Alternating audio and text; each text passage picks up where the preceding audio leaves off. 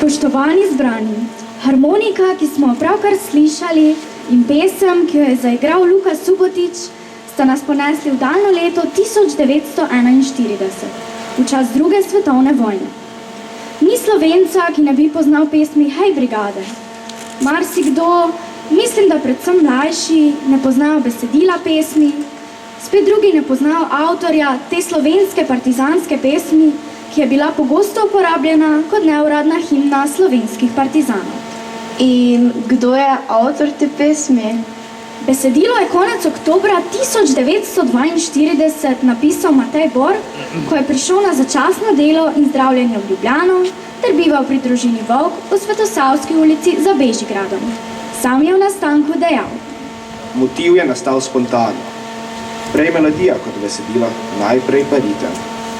Ko sem poslušal partizanske mitraljeze, ki so odmevali okoli Ljubljane, največ tam od Polhograjskih Dolomitev, se mi je stožilo po hostah. Z drugo besedo, po svobodi, ki je bila navzlic vsemu tam, a je v Ljubljani ni bilo. Priznati moram, da tudi jaz ne poznam besedila te pesmi. Mateja Bora pa bom spoznala šele čez 2 leti, ko bom v 9. razredu, tako kot si sedaj ti vid. Nam jo prosim poveš? Z veseljem. Povedati bom bolj znano drugo verzijo.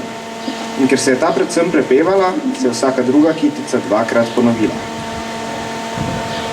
Hej brigade, hitite, razpodite, zatrite požigalce slovenskih domov.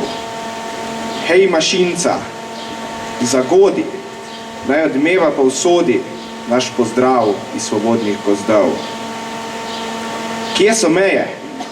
Pregrade za slovenske brigade. Ne, za nas ni pregrad in ne mej.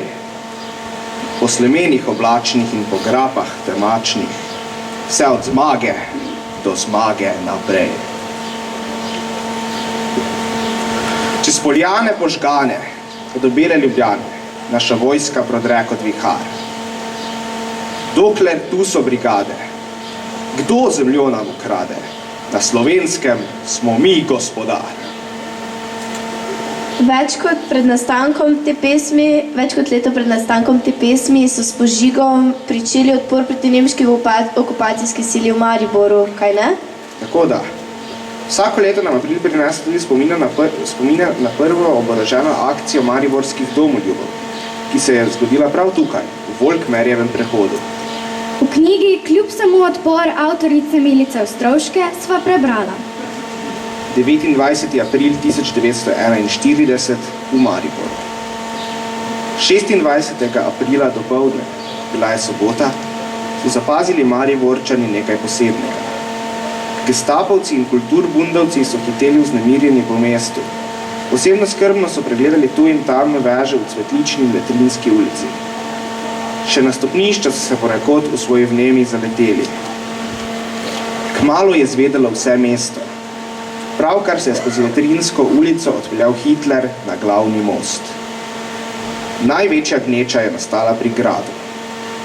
Kar je bilo Slovencev v mestu, saj se le ne radi hodili z doma, so se raje umaknili pred podivjanimi vznesenimi sovražniki. Oddaleč je bilo slišati, kako je množica tuleče klicala Heil! Iz lista Marburger Zeitung so zvedeli drugi dan, da je Hitler v grajski dvorani svečano sprejemal domače Nemce. Po mestu je bilo videti fotografije, kako stoji pred grajskim vhodom in ponosno kaže grb na doboki, češ glejte dokaz pristnosti nemškega mesta, simbol nemškega gospodstva, simbol slovenske sužnosti in za njim uniformirano spremstvo, sami strumno oholijo oblastniki, strahovalci Evrope. V torek, 29. aprila, so morali skojevci na vse zgodaj, še pred 4. uro, zastražiti bližnje ulice, kjer ne bi izvedli akcijo, da storilcev ne bi kdo presenetil. Vsekakor bi se naj to zgodilo v središču mesta in pogled se jim je zapičil v 2 avtomobila, ki sta od prejšnjega večera stala v Volkmerjevem prehodu ob hotelu Zamorec. Eden je bil last deželne kmečke zveze iz Gradca, drugi pa firme Trajber iz istega mesta.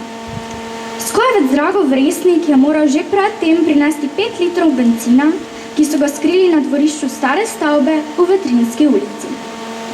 Ves načrt so izvedli naglo in tako tajno, da ga niti sodelujočim skojevcem niso zaupali. Organizatorji so bili Gustl Grajf, Ljubo Tarkoš in Bojan Ilih. Medtem ko so fantje stražili na križišču Slovenske in Gosposke ulice, Jurčičeve in Gosposke, ulice 10. oktobra in na koncu Volkomerjevega prehoda na Grajskem trgu, je nenadoma počilo. Stanovalci bližnje hiše so pok zaslišali in že se je vil gozdim po ulici in prodrl na stopnišče. Stražari so se v poku razbežali na vse strani. Zjutraj vse mesto govorilo o popolnoma požganih avtomobilih. Nemci so bili razkačeni. Taka predrznost, kar sredi mesta. In ko so bili tako zadovoljni, da v mestu niso naleteli na nikakršen odpor. Prepričani so bili, da je to delo slovenske mladine. Tudi Slovenci so mislili tako, da ne eni, ne drugi niso vedeli, kdo so bili organizatorji in storilci. Še istega dne je policija izvedla energično akcijo, kot so jo sami imenovali, ki naj bi jim odpomogla, da se kaj podobnega ne bi več zgodilo. Prihrumeli so policijski avtomobili in zaprli več ulic v središču mesta, ko so bile najbolj živahne. Legitimirali so vse ljudi po vrsti, večino pa posebej mladino, tako dali v tedanji samopostrežni bife, ki je bil na oglju Tirševe in Slovenske ulice. Pobrali so okoli 60 mladincev in jih nasilno odpeljali v Melsko kasarno. Vse noči so jih v kleti pretepali, da so slišali njihovo kričanje zaporniki v vseh gornjih nadstropjih, a tudi v okoliških hišah. Zgroženi zaporniki so se naposled odločili, da so poslali k komandantu taborišča delegacijo s prošnjo, naj s pretepanjem odnehajo. Čez nekaj dni so fante izpustili, vse modre od podput, in še podpisati so morali, da ne bodo govorili o tem, kaj so doživeli. Sabotažna akcija 29. aprila 1941 je bila prva v Sloveniji in to zelo zgodnja. V vrhu tega so izvedli komunisti in skojevci v Mariboru, ki je bil središče nemško-okupacijske sile, vojaškega, upravnega in policijskega aparata, v katerem so bile zaradi Nemcev, domačinov in Nemčurjev za take akcije razmere kar se da težke. Prva sabotažna akcija je popolnoma uspela. Zaman so Nemci upali, da bodo svojo teroristično protiakcijo zavrli vsak naslednji odpor. Nasprotno, odslej je akcija sledila akciji.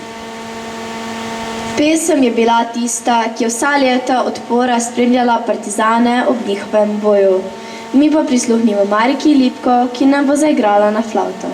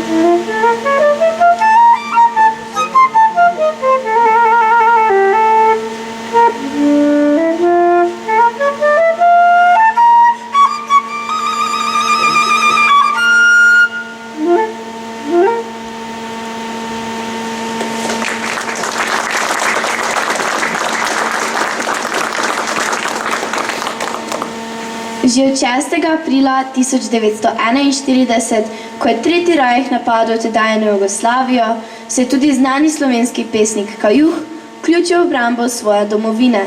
Septembra 1941 pa se je opravil v Ljubljano, kjer se je pridružil narodno-osvobodilnemu boju. Osrednji pesniški navdih so mu bila načela UEFA in ideja novega sveta. v še danes aktualni pesmi, kot človek bo človeka prepoznal, se spraševal. Zakaj ne nosite v dlaneh svojih src, ljudje? Zakaj vam niso opisane v očeh vaše misli in želje? Kajti prav v teh dneh, ko je vsaka slutnja greh, ko si vsak želi v teh in vsak skriva po svojih se poteh, prav v teh usodnih dneh bi morali nositi vsi srca v dlaneh. In kadar bi se zavedali, kaj naš up velja, kaj velja naš težki boj, da ni malo naših, da nas je nebroj. Ljudje, če v vaših bi očeh razbral, po kakšni hodite poteh, in če vsakdo od vseh srca na dlan bi dal, da človek bi človeka prepoznal, takrat bi v hipu stari svet propal.